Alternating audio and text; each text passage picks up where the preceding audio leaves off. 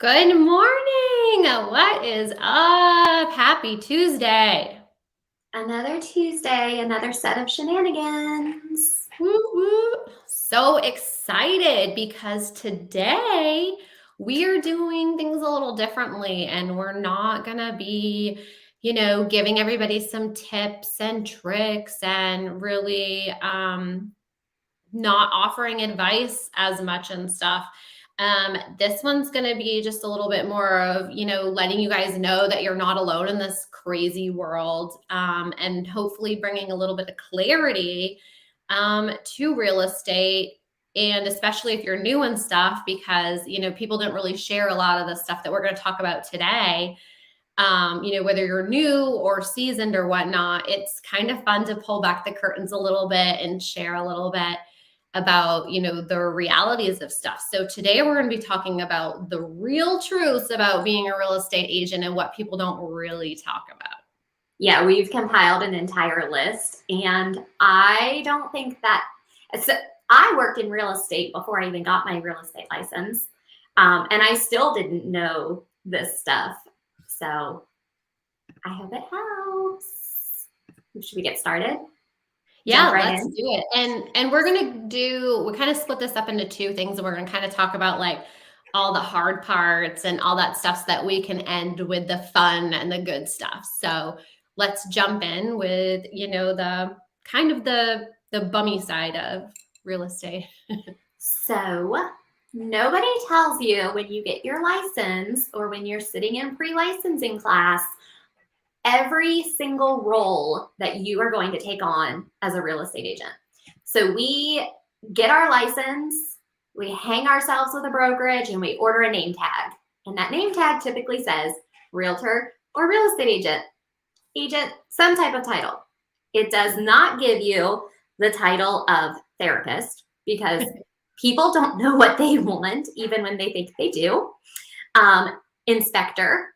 They want you to know things before they go under contract. And you're like, I don't know, we have to get a home inspector out. They want you to know the cost of repairs before you go under contract or after you go under contract. And you're like, I don't know, we got to call the contractor.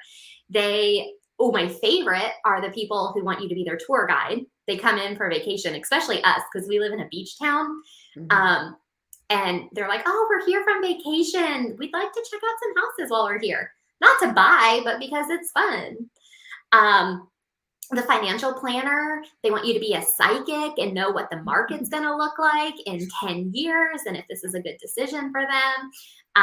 They want you to be their negotiator, which, yes, that's part of the job. But even when you prepare your clients and tell them exactly how this market is, they still want you to ask for the world sometimes. And all of these job titles get lumped into being a real estate agent, and it is draining. If you are not in the right headspace when you get started, you're going to struggle a lot. Definitely. Also, like, I know we've talked about this a little bit in some previous episodes and in some of our trainings and stuff too. But, one of the biggest things is when, you're in pre-licensing or, any of the classes that you have to take before you get your license. I know that's different for every state and stuff. But what they don't really tell you is that you pay your broker doesn't pay you. So in return, all of the brokers want you and they like can sell you on their company, but you don't know that is happening.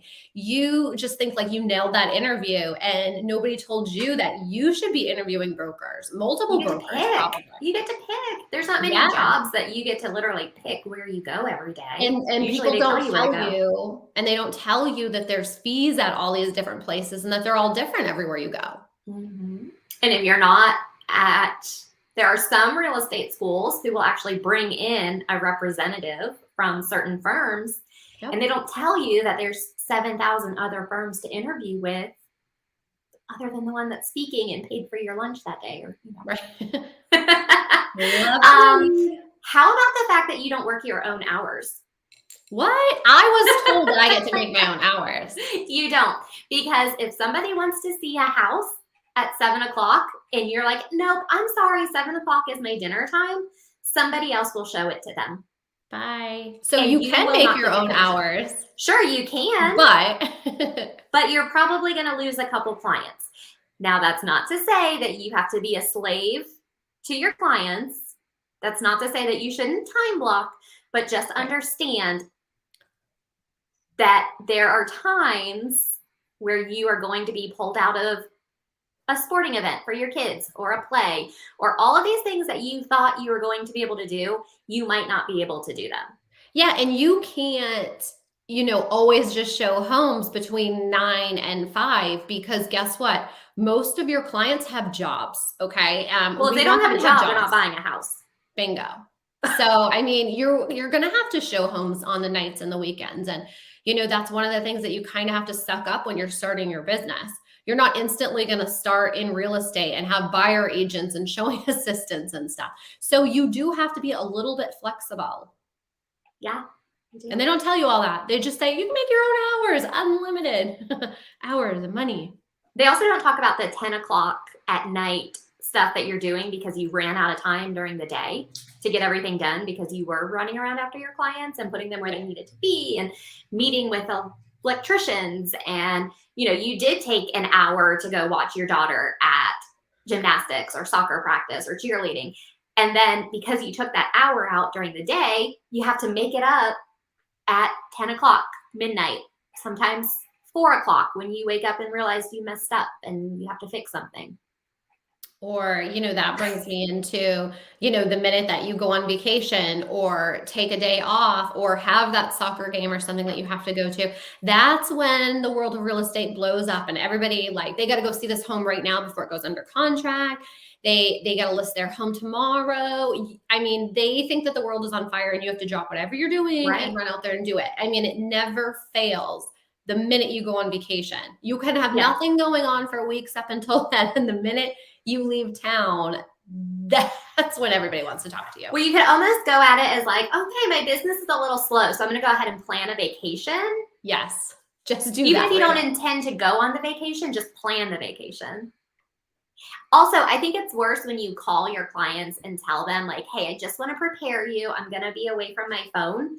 I might not get back to you right away. I'll be checking my phone at, 7 a.m. and 7 p.m. It puts them into instant panic that everything has fallen apart, even if it hasn't. And that they're not going to be able to reach you when they need it. Yeah. So find a good team. Make sure you have a good team. That's the moral of that story. Typically, there's no real emergencies. That I think they do tell you in real estate school, but they don't tell you how to convey that to your clients. I remember hearing there's no fires in real estate over and over again, but they didn't tell me how to take care of the fires so that But they don't tell you that when the neighbor of your listing calls you because the garage is flooding, what are you supposed to do? Be like, oh, I'm sorry, I'm busy. I'll get to it tomorrow. It's 7 o'clock.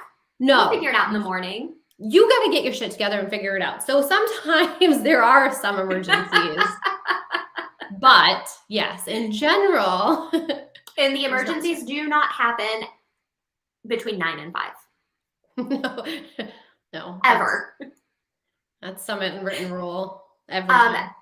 Your commission checks sound really big, right? So you're out showing houses and you're with your client and they go and they look at the $400,000 home and you already start calculating 2.5%. There is not a single real estate agent that's licensed that doesn't know how to do 2, 2.5, 3, and 3.5% in their heads of any number. We just know it, right? And you're like, okay, cool. This is what I'm going to get paid. And then you realize, okay, I just spent 2 hours talking them off the ledge because they changed their mind. And then I spent 2 hours at the home inspection because they weren't able to be there or we knew it was going to be ugly. Your dollar per hour dwindles quickly. So yes, that number sounds great, but it dwindles real fast, real fast. Reminder, if you're joining us live, to go ahead and click the button to allow StreamYard to see you so that we can see who is commenting on the video and interacting. So yes, Athena, that totally goes into, you see that big check, you think that's awesome, and then you don't realize, you know, all the fees and expenses that come out of it. But people also will expect you to reduce your commissions or pay for repairs or meet in the middle to make some of these deals happen, right? Right. Well, because you're making so much money. Why would you not give them your money? Yeah, everybody thinks you're making so much money that, and then everybody has their hand out and wants part of it. My favorite is when you're like talking to a client and they're like, especially in this market right now, because everyone hears online, like this AirPod. Everybody hears online, they're like, hey, the market's so great. You got to sell your house. You know, everybody's making top dollar on their houses. So then your clients are like, oh, this must be a great time for you. And you're like, well, it would be if my market wasn't oversaturated with 70,000 agents. Right. That means, yes, more houses are selling, but less of us are making money.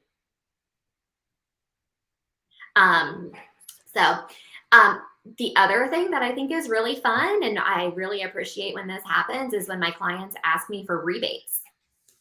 Because, well, so-and-so at this relocation company said that they would give me 1% of their commission. So could you do the same thing? No, but I can save you 4% with my negotiation skills. Bam. Or, you know, going with that rebate stuff too, is there's a lot of like referral companies that are lenders and they will bring in, you know, they'll do all these advertisings to get the leads for clients for the financing. And then they're like, oh, we're giving you a rebate if you use one of our agents. No, the agent is giving a rebate. The agent is paying a shit ton for you to work with them. And the lender's getting a kickback for that. And then they're giving you $500, which is not what they're making. So another huge thing that they never tell you in real estate, because then you probably wouldn't want to get your real estate license, but that real estate is a roller coaster ride that is always not super fun. Okay. But why is it so damn addicting? Sometimes it's scary and you'll fall off the roller coaster ride because they forgot to lock you in that seat. But it's just, it has so many ups and downs and it's emotional and it's just hard sometimes. And they don't tell you that. They don't tell you that, you know, you finally make it around the roller coaster, but then you got to go get back in line and do it all over again. Yeah. And it's sometimes that line is like a Disney line where you're going to wait a while before you get back on the ride. Where do you sign up for the fast passes? Yes. Take me to the next commission one. I know, but it's like, it feels so good when you're coming down the roller coaster though. You know, Yeah. like you come down and you're like, oh, I forget all of the anxiety that caused me to get to this point. This feels great. Yay. Yeah, it feels good when you get the commission check in your bank account. It feels good when you close. It feels good when you make your clients happy. It's almost like having a baby. You forget all the tormenting time it was in that labor, and then you have another baby and you're like, damn it, I did it again. Did you also know that your real estate license doesn't come with, see, Wendy's on board with me. She wants a fast pass too. Did you know you don't get automatic clients with your real estate license? Like when your real estate license is mailed to you, it doesn't come with a database. You mean you get your real estate license and people just don't line up at your office waiting for you to sell them homes? They don't. And I will say though that a lot of agents, and I've seen this since we've had this little shift in our market, a lot of agents get like that first wind, right? Mm-hmm. So they get their license and they post it all over social media, and they're brand new and they don't have any, like, they're not jaded in any way, shape, or form. So they're so excited about the market. And they tell everybody that they have their real estate license, and everybody wants to use them because they're brand new. Like, they want to support their friends, right? And they're like, oh my gosh, I'm a top producing agent. It's like the first wind. And then if you don't keep up with it, they kind of fall off track. And then you have to start from the beginning. And then you realize what it's like to go find your clients, to lead It's generate. almost like the beginner's luck of real estate. Yeah, exactly.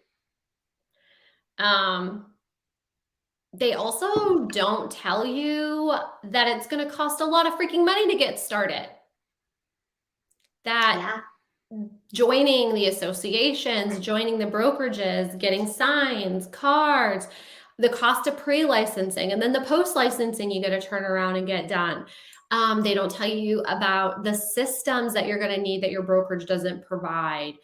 They literally get you in the door, and then you feel like it was almost like a bait and switch sometimes, and that's why, like, I work with a lot of brand new agents. See, Wendy says this right now. She's like, you told me it would cost a lot. Yeah, I mean, I try to be very upfront, because just like in real estate, like, I don't want my clients to be surprised or caught off guard or think that I misled them in any way. So I'm like, listen, like, don't quit your jobs, because a lot of real estate brokerages are like, oh, you'll never be successful. You got to jump right in. You got to go full time. And I'm like, do not do that, because then you're going to fail.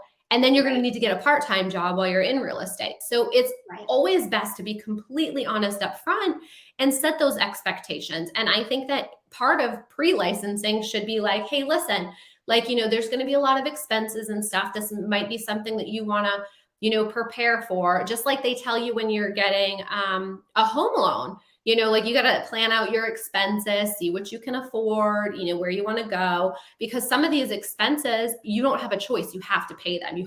Most of brokerages require you to join your local realtors association. You can't do that. Well, you can't find somebody a house if you don't have access to the MLS. Correct. Yeah. I mean, I'll just use Zillow just like you do. It'll be great. It's definitely some sort of monopoly where they require you to join the Realtors Association, and then it's tied up into your MLS. So even though being a realtor is an elusive, like, great thing to be a part of, and that not everyone is, the majority of people are, because you have to be. Yeah. Well, I think it's funny because so many people decide to get their real estate license because it's so cheap compared to most classes. Well, because you don't have to go to school and get a degree, sort of stuff. Right. But like, if you look at the price difference of taking a real estate class versus becoming an appraiser, I mean, you're talking thousands of dollars of differences. The same as a general contractor or an electrician. I mean, you're literally talking thousands of dollars difference. Yeah, and but in some real states, estate gets you on the back end. Well, some of the states getting your pre-licensing and joining the MLS board and stuff are several thousands of dollars. We're pretty lucky here in North Carolina, and it's expensive. It's expensive for our area, but I think compared to a lot of places, I think someone told me, like, in New York, it was like $5,000 to, like, get set up on the realtors and the MLS board and just those beginning fees. And I mean, that's significantly more than it is for us. Yeah. I would say you only use about 5% of what you actually learn in real estate school. I mean, we still know, we go through this every single podcast. How many square feet are in an acre? You want me to answer it again? Yep. It's wrong. I know I'm off, but I know that it's like 45,750 steps. I just love that you say it with so much confidence every time, even though it's a different number every time. No, it's a roundish, that amount. But have you ever used that? Only on the podcast. But you learn it. So a lot of what we're saying today is silly and goofy, It's true, but it's silly. However, the expenses that you must pay in order to be successful and get started in real estate should absolutely be part of your pre-licensing course. Hands down. Yeah, It shouldn't even be up for debate. and the post-licensing classes Right. should be part of your pre-licensing. Or just package it all together. Exactly. You have And to do it. You don't have a choice. but the courses that they teach you for pre-licensing is basically just to get your license. It has nothing to do with actual working a real estate transaction, like Athena said. Correct. Like we were talking about earlier about how you just don't like get a bunch of real estate clients right away. It takes a while to get your first deal. It takes a while to establish yourself. And it's really important to know that up front so that you don't feel like you're failing already. And, again, like not quitting your job because not relying on that money, because real estate is I mean, obviously our market is a little different right now and you could have a cash deal and close in a week or two, but typically it's 30 to 45 days before you get your first paycheck. If you get a buyer or seller under contract today. You know how the real estate boards are always like calling and they're asking for donations for certain things? Mm-hmm. Maybe one of the things that they should go for is sending people buyer agencies with their real estate license. So then you already have a client started. Yeah, definitely start. Well, I mean, you said it earlier, that people tell their friends and social media and stuff that they're in real estate school. Some don't because they don't want to fail and then, have to tell everybody, it didn't work out or something. But a lot of people do, and then they have those clients ready to go when they are. But at the same time, you don't know if that client is going to be ready to go or if they're going to spend 6 months looking or if they have credit repair they needed. Yeah. So we're going to move out of the financial side of things a little bit because the last couple things we've talked about have been about money. But they don't tell you that just because you have your real estate license that your friends and family have to use you. In fact, a lot of them don't want to. They don't want to mix business and pleasure. That's how they see it. They see it as business and pleasure. They don't see it as this is literally how you are going to feed your family or send your kids to dance class or whatever it is, that your expenses pay. And a lot of people don't realize you're commission based. They just think that you get paid from your firm, so it doesn't matter. Yeah. Oh, she just joined on with eXp Realty, so she posted it on Facebook. So obviously she's making $200,000 a year. That's great for her. Or they're already working with somebody from your office, so it's fine. Right. That one's a good one. But yeah, they're not obligated to use you because you have a license. You have to prove your worth to them. And you have to remind people that you're in real estate because if you were a secret agent, then they don't know. People have such a short-term memory. They literally will go with, or they get drunk at a party and another real estate agent is there and they're like, oh, I've had so many margaritas. Of course you can sell my house. Yeah. That's happened. And, back to how, your average agent, it takes a while to, close your first transaction and stuff. Inman says that it usually takes a brand new agent 6 months to 1 year to close their first transaction. And I'm sure that that's changed a little bit with our market and stuff now.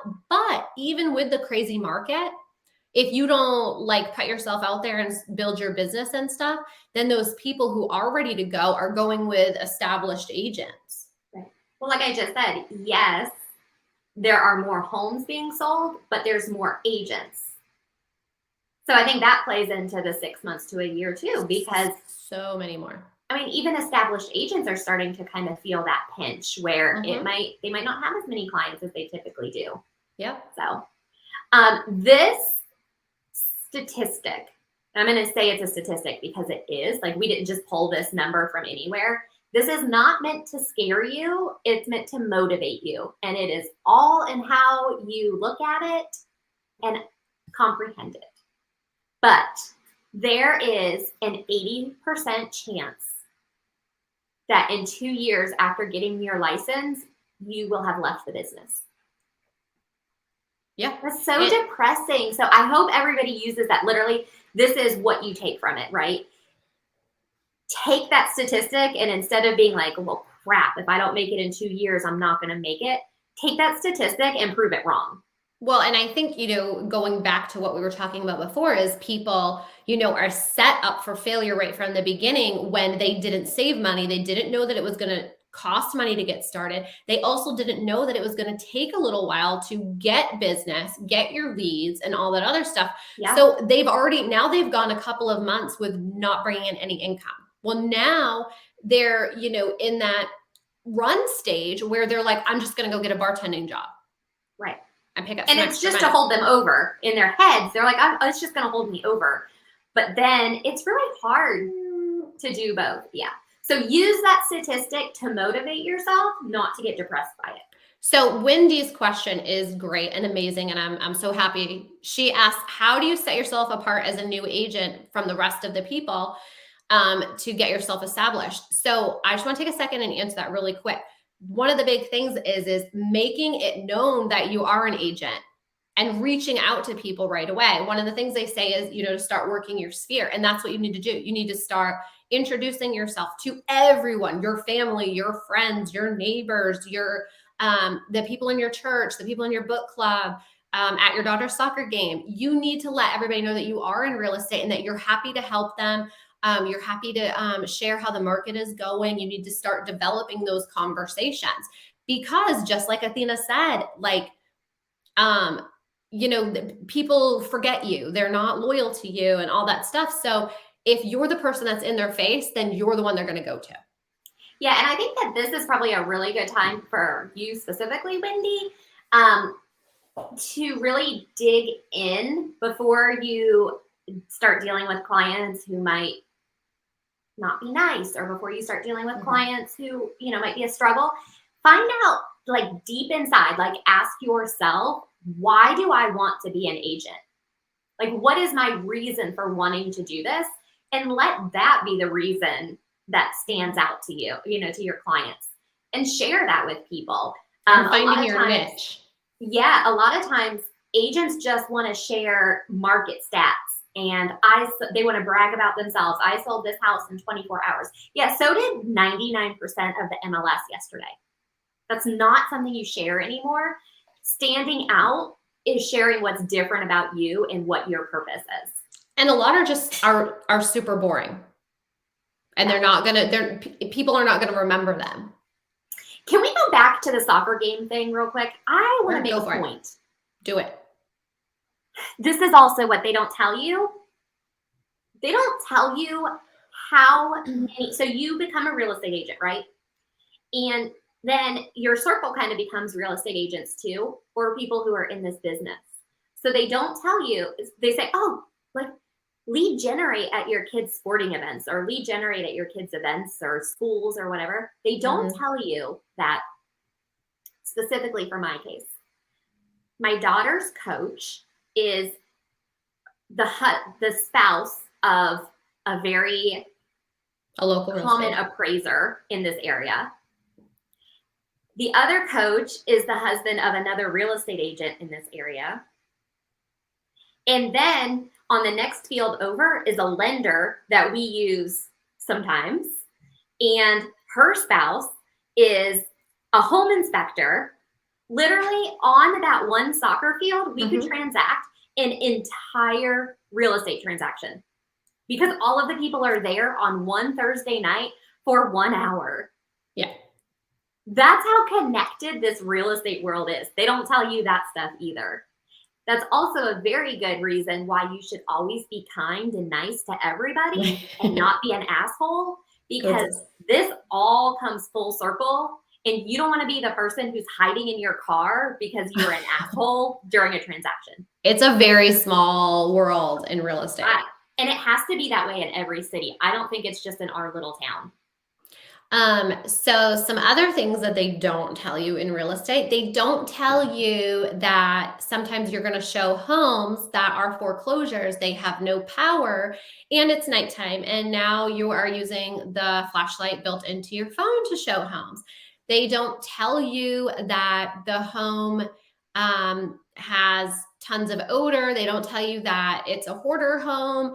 They don't tell you that you could be kidnapped in the back alley. There are lots of things they don't tell you about the homes in pre-licensing. Yeah, you're going to see a lot of stuff. A lot of stuff. And I hope you take notes about it so that you can tell other people about it too. And clients will stand you up when you're at these shitty houses sometimes too. Me too. It seems like no it's always loyalty. the houses that are so far away too. It's not the ones that are in your neighborhood. It's the ones that you had to drive an hour to get to, and they're like, "Oh, sorry, I saw it earlier with another agent." Clients are not loyal to you. They are not. So you have to prove your worth over and over and over. You have to stay in contact with them and love on them all the time because they're not loyal. If you sell them a home and then a real estate agent is their neighbor, that's the person they're going to see all the time. That's the one that's coming to their cookouts and their barbecues and everything else, playing with their kids at the playground around the corner. So if you don't stay in their face, they're not loyal. They'll move on. Yeah. There's no loyalty in real estate. There's just not. You think there's going to be all this loyalty and you're like, oh, I'm going to create this big group. And you learn very quickly that there's just no loyalty in real estate. Yep. So you're also going to experience a lot of rejection. And that's super hard. It really depends on your personality. Some people are like, okay, well, I'm just going to keep moving on. This girl, no. I take that stuff so deep and I wear it on my sleeve, sometimes for a week, sometimes for a month, sometimes 6 years later. I'm still really upset because somebody told me no.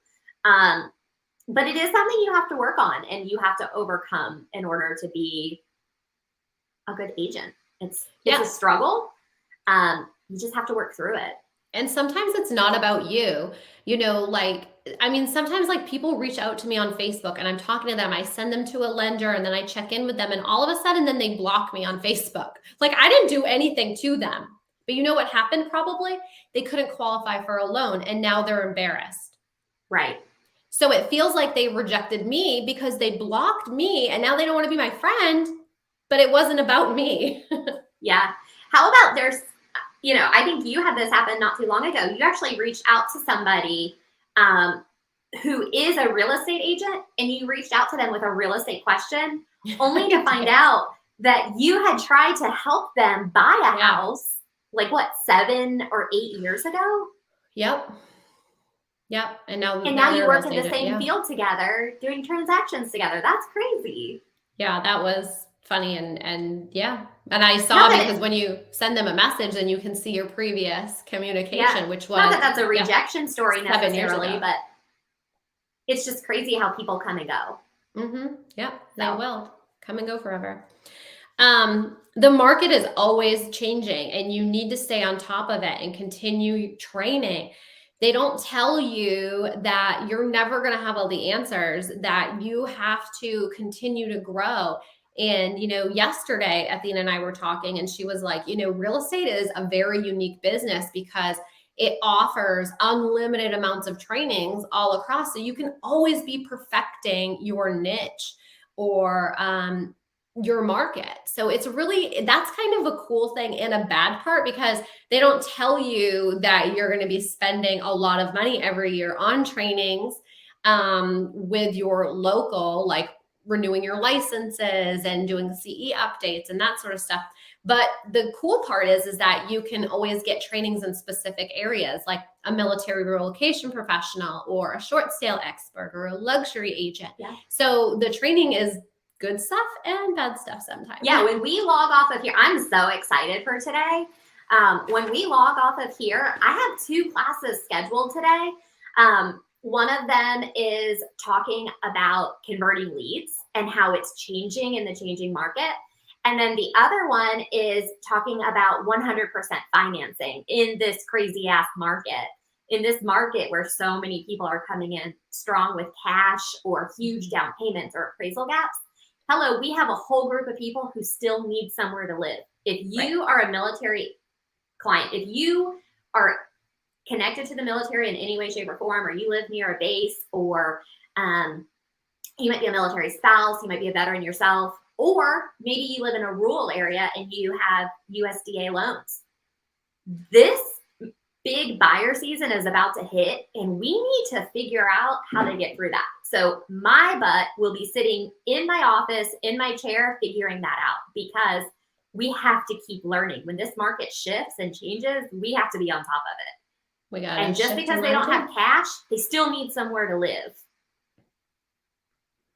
So that was gosh, that was passionate, but I'm just so excited about those classes. They're going to be so much fun. So now we're going to change it around a little bit and do some of the that good was kind stuff. of depressing. We're going to do it can't some be of the that good bad, stuff. or else we wouldn't have this many agents around. Well, that's why a lot of them don't stay, but here we are. So let's jump into some fun stuff, some good stuff. Okay. My favorite, and I'm so glad to start with this. My favorite thing about being a real estate agent is that my clients, 9 times out of 10, become my friend. Like, we go out on the boat together and we go have drinks together, and we can meet for chips and salsa and margaritas. And they call me when they need help. They call me when they need a referral for something. My clients become my friends. Yeah. Why am I always paying for friends? They paid you. Everywhere I go, I'm paying for friends. Nope, they paid you. Seriously, I have some of my best friends because I helped them with a real estate transaction.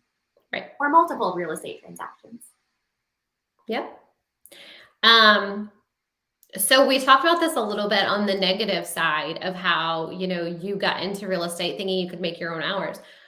But when you have worked your butt off and you have created a real legit business, you can make your own hours, in the sense that, if you want to take Sundays off every week, then you take Sundays off every week. You can change your voicemail and say, I'm sorry, I am out of the office. I will return your call Monday at 9 a.m. You can create an established business. And real estate is a really cool business because you can legit make it what you want, and you can make it a giant business and have a bunch of agents. You can create, with these new brokerages and, that are developed now, like you can create, teams across the world, not even just across the US. You can have an agent in Belize under you if that's what you want. You can, have your license in multiple states. Real estate is very cool that, what the effort is that you put into it or what you want it to be, you can make it be. Yeah, you're literally a business owner. So you do what you want. If you want to take a vacation, you don't submit a request a month ahead of time and hope that it gets approved. You schedule your vacation and then you hold on tight, because all the clients are going to start calling you. Or if you have to run out because your daughter got sick or your son got sick at school, something happened at your husband's work and he needed a ride, like, you go and you deal with what you need to deal with. You don't ask for permission. You just go. And then you pick it up at the end of the day. Or if you need to take a morning off because you're tired, take your morning off. Just follow up and do the job that you need to do. Like, don't leave your clients hanging because you want to take a nappy. That's right. But if you need to take a nappy, take your nappy and then follow up later. And be like, I'm so sorry, I was in an appointment. You own your business, so own your life. Yeah. That was good. That was real good. Write it down. You help people achieve their dreams. You help people build wealth, as in, their home. They're creating equity. They're selling their home and they're making a profit. You're getting people into the home of their dreams. Or on the other side, you're helping people create their own business by bringing them onto your team or helping them grow their real estate career. How I was just saying, real estate is such a unique thing and you can make it whatever you want. Like, my goal for my team is to have everybody that's on my team be extremely successful in whatever that looks like for them, build their teams and create generational wealth all across the board, right? So you're just making dreams happen all across the place. And you're solving problems. I guarantee you that the clients that call you, whether they're your Sphere, whether they're Zillow, a referral from another agent, they're not gonna call you and say, okay, I want to go buy 123 Main Street. Here's my down payment. Here's my escrow money. I'm just gonna waive the inspection because I'm not worried about anything. I'm gonna fix it all. And you know what? Let's just go ahead and close in 10 days because I found this cash on the side of the road. They don't Let's call just you wrap that up in a bow. Right. They call you and they say, well, I really want to buy a house now, but I still own a house here. And also, I'm waiting for this money to come in because I just filed my taxes, but I should be able to. They're going to tell you everything that's wrong and why they can't buy the house. And it's your job to help them figure out how to buy it anyways. Or, I'm scared because the base housing list is so long and I want to make sure that we have a house, but we still have to live here. You are the problem solver to everything. And then once you're under contract, when they get the home inspection report and it's really scary because they've never bought a home before, you're the problem solver. You call the contractor, you walk them through the whole thing and show them how we're going to fix all these things that sounded so scary, but they're really not. Yeah. When the lender finds a hiccup because they forgot to file their taxes, guess what? Sometimes you get in the car and you drive to the local IRS place and you pick up a certified copy of taxes. I've done it. We solve problems and it feels good. Like it really feels good when you can, at the end of the night, go to bed knowing that you solved someone else's problems for them and that they appreciate you for it. And you can be so creative in real estate. Like you can be creative now this is, it depends what type of brokerage you're at and stuff, but you can be creative with your branding. You can be creative with your niche, your market, what you do, what you specialize in, who you work with. A lot of businesses don't allow that sort of creativity and freedom for your business. So that is phenomenal. If you find like working at a traditional brokerage doesn't work for you, it doesn't work for you being on a traditional team and stuff, there are so many opportunities out there to turn that around and make it work for you. That's what I did. And that's what anybody can do if they want to. I don't like being put into a box. I don't like being restrained. I don't like being told I can't do something. So in real estate, I can do whatever I want almost within reason. Over here. That's I'm illegal. over here giggling because the movie Office Space is going through my head right now, where Jennifer Aniston has her, what do they call it? The swag or the bling? They call it something, but it's like her little sash that she wears at the bar that has all of her little pins. And the guy's like, you don't have enough pins on. And she's like, I like the pins I have. I don't know. That's what I'm giggling over here about and having a really hard time controlling it because now I need to go home and watch Office Space and find my stapler. Perfect. You also get to choose who you work with. That is unlike any other job out there. Now, are there consequences to choosing who you work with? Sure. If you choose not to work with somebody, you don't get a commission check at the end. You can get a referral fee. Yeah. If you meet somebody, if you get a lead and they're just not right for you, you might think that it's better to just suck it up and get through the transaction, but it's not. Find them the right person to work with because they deserve it. And also, it's not worth a bad review or getting sued. No. Find somebody that meshes with their personality, send them off, make a new friend out of that new agent, collect your referral fee, and focus your positive energy on finding a new client. You can't be the perfect fit for everyone. Yeah, you get to choose. That's another thing about like having like your niche market is that when you really focus on one type of client, those are the clients that are attracted to you. And then those are your clients refer you to their friends who are typically very similar to them. So you really do get to choose. It's not like McDonald's where you serve every person that comes up. Yeah. And I just really like having the ability to work with happy people. That's right. And like Athena was saying about, picking your own niche, you can pick whatever niche you want to specialize in. If you love horses and you know so much about how much land you need or the resources you need around it, you can be, an equine. Never mind, it's lost. Thank you, specialist. And there's a real need for that right now, by the way. Yes. Yes. That agricultural market. If you are, experienced in boating and waterfront, you can specialize in waterfront lifestyle or coastal lifestyle. If you're specialized in land, you can be a land specialist, a beach specialist, farmland. I mean, the possibilities are endless. Military, you can specialize in, helping people with the VA loan, new construction. I mean, there's tons and tons and tons of stuff that you can specialize in. So it's a great time for you to take anything that you're passionate about or anything that you have a lot of knowledge about and use it and make it your specialty. Yeah. I like it. Would you like to do the next one, Athena? Yeah, if you're willing to work, you're next. But if you're willing to work for it. I just said to specialize in, you're next. If you're willing to work for it, though, the income is literally unlimited. It's unlimited. You can make as much money as you want if you work for it. One of the other things that you can do is you can move your career around with you. Like, you don't have to restart every time you go somewhere like some people do.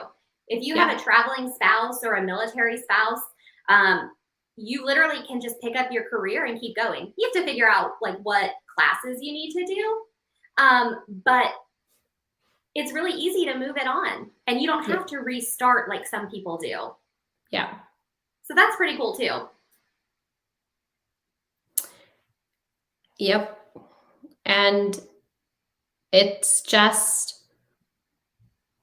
even with the unlimited hours that you can do and stuff, the income can be unlimited based off of what you do. If you want to, work a lot, if you don't want to work a lot, if you, have these specializations and stuff, the more you work or the more you put into your business and develop the systems and, grow your business, the possibilities of income are completely limitless.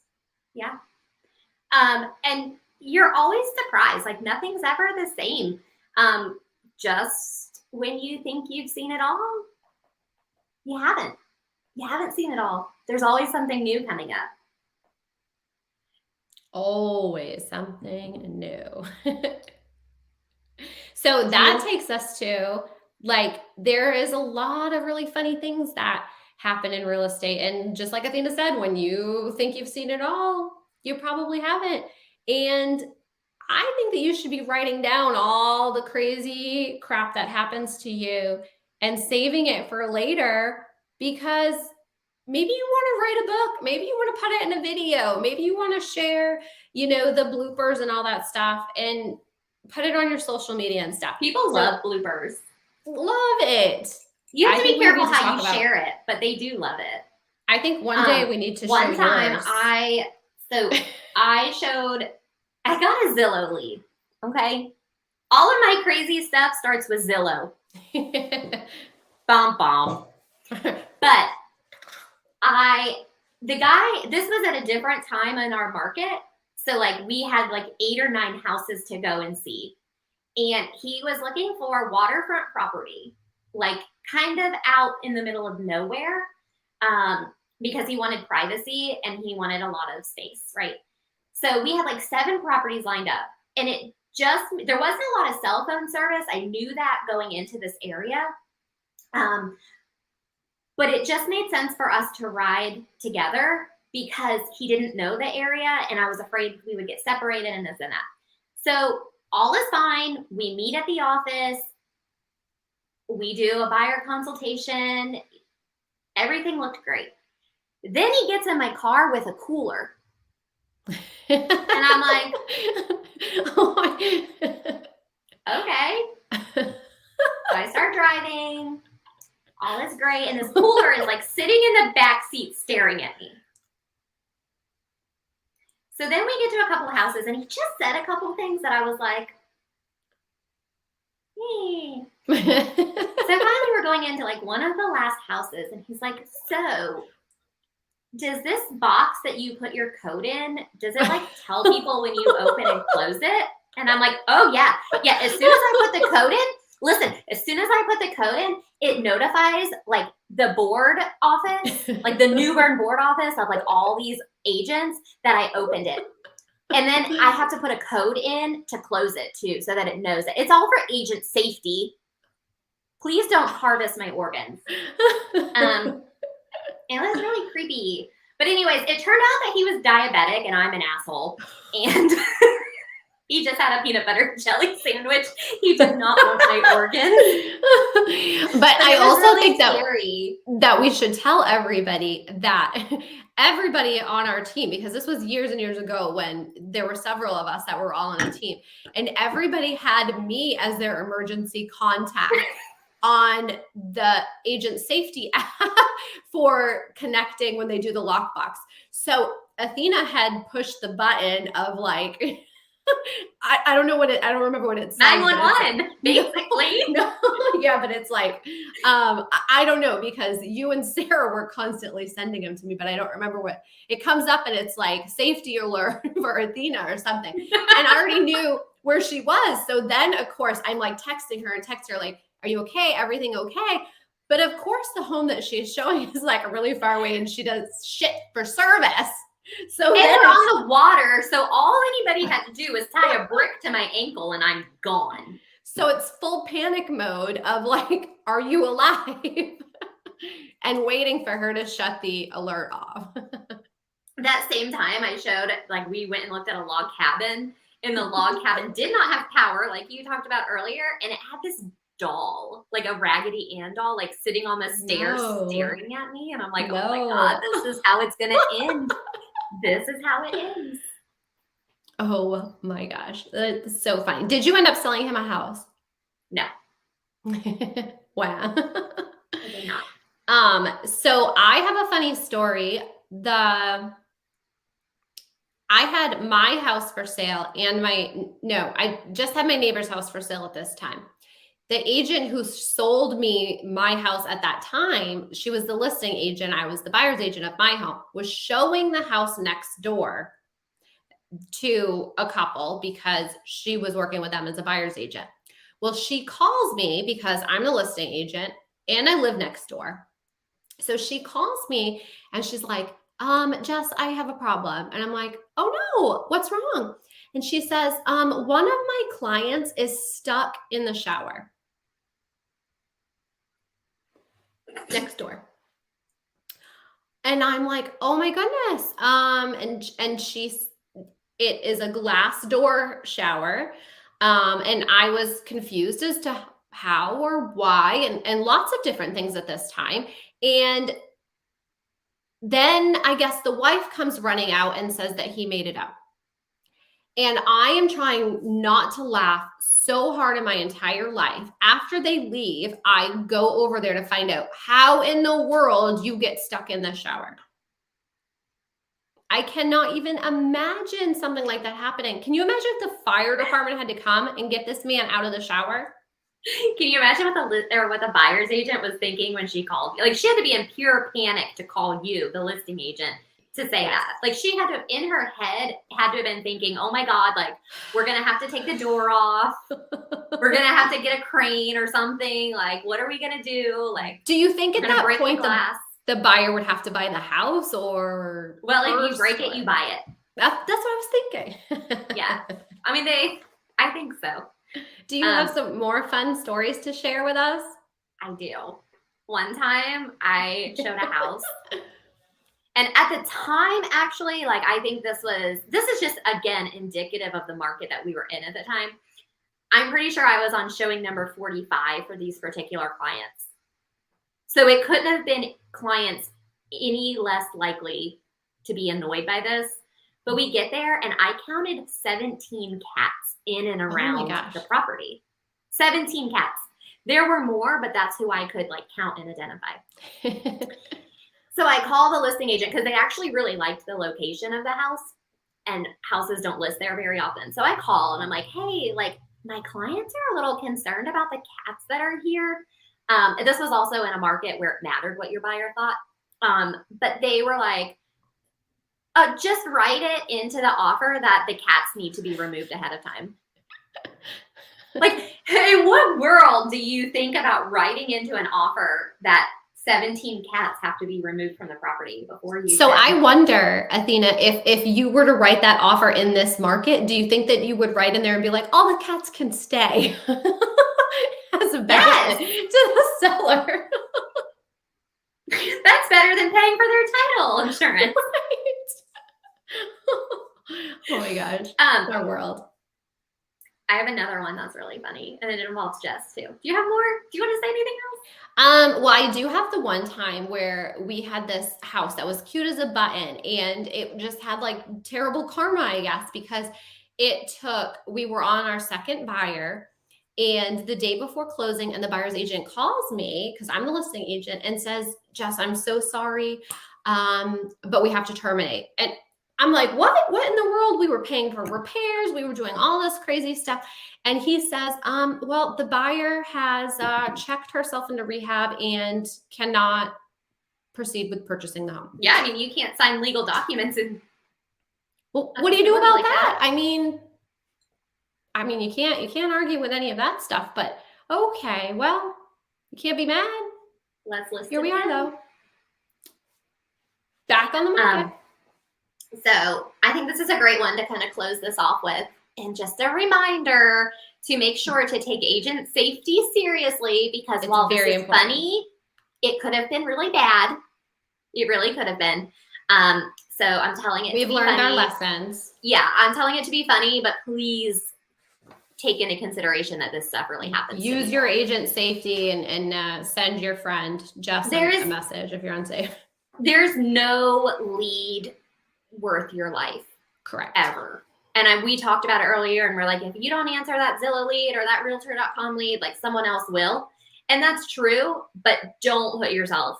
So I was on my way out of town and I got a Zillow lead, and the person was like, oh, I need to see it right now. And it was a foreclosure, so it was going to move quickly.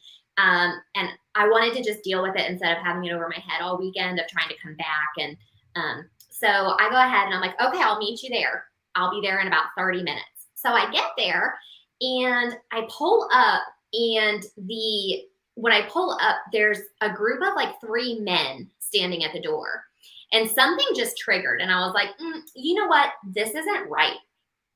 So I roll my window down like the littlest bit, like as if I was getting pulled over for a DUI. I roll my window down that much. And I'm like, hey, I'm so sorry. I forgot the code at my office. I'm going to drive back and I'm going to get it. So I just backed out, and I had no idea what to do at that time. I'm like, what do I do? So I called Jess, because that's what I do when I don't know what to do. And so I drove around in a circle. I'm like, I don't know what to do. These people, like, I don't feel comfortable showing them the house by myself. Something just feels off.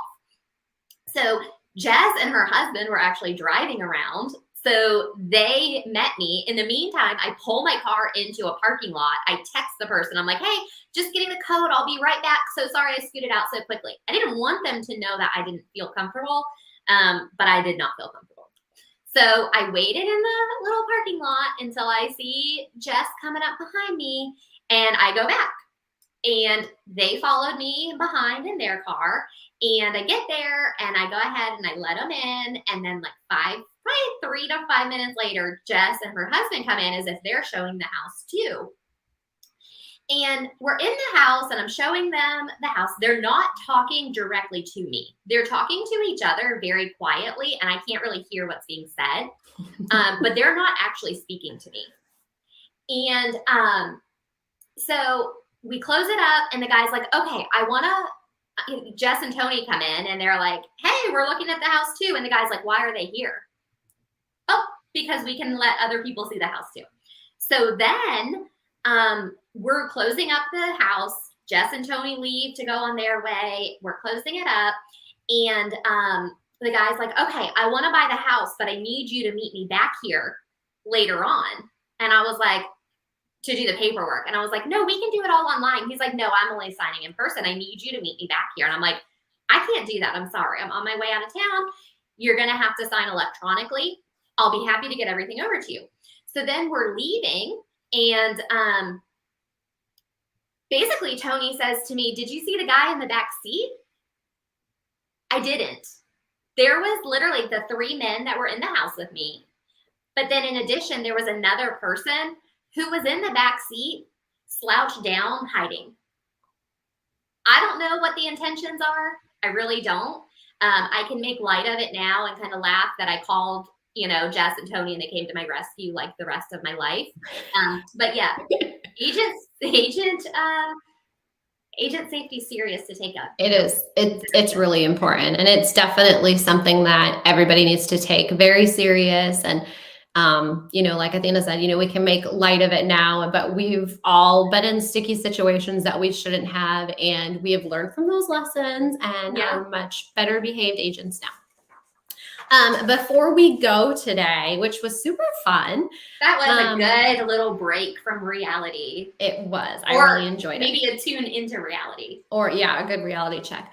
But before we go today, I just want to remind everybody that we are in the middle of doing our 30-day listing challenge. So I will be live in the group at 1:00 to do day 2 of the 5-day jumpstart. And if everybody wants to participate, they need to post their daily tasks completions in each day's post. So we're super excited. We're going to see everybody next Tuesday. And I will see everybody in the group later today for our challenge day. Yay. I'll see you next Tuesday. Bye, friends. Bye.